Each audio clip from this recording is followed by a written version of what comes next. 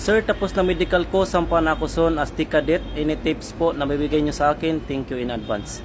So, first of all, congratulations Mr. Supremo, no? Kasi makakasampa ka na din.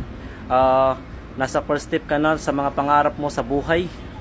So, ang advice ko lang sa iyo, sir, no, is magpakabait ka lang talaga doon sa barko.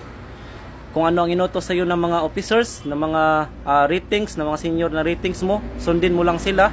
At kung kapag hindi mo alam, huwag kang mahiyang magtanong, sir. Magtanong ka kasi expected naman talaga as first timer on board, wala pa talaga tayong alam.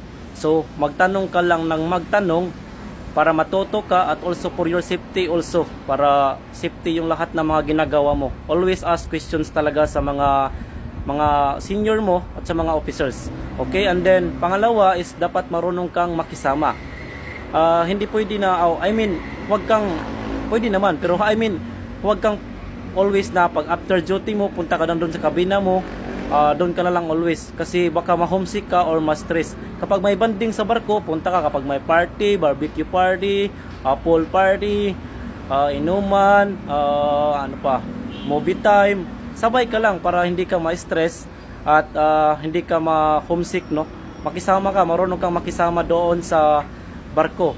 And then, pangatlo is magbaon ka ng mataas na pasensya talaga.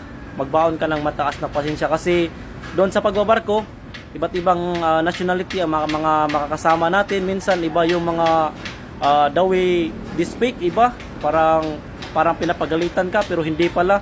So dapat magbaon ka lang talaga ng pasensya kasi hindi mo talaga alam kasi yung mga nandun sa barko iba-iba talaga, iba-iba yung mga anong tawag doon, attitude, or iba yung the way they speak, the way lalong-lalo na pag ibang lahi, no? So dapat magbaon ka talaga ng mataas na pasensya talaga.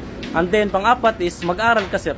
Yun, kasi as a cadet naman talaga, yan yung pinaka-purpose kung bakit pumunta tayo ng barko, para matuto at para matapos yung ating degree.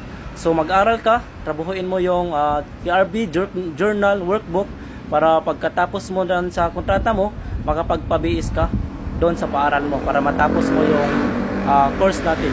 So again, sir, no, enjoy lang sa pagbabarko, bon voyage sa iyo, sir, at enjoy lang talaga. So God bless, sir.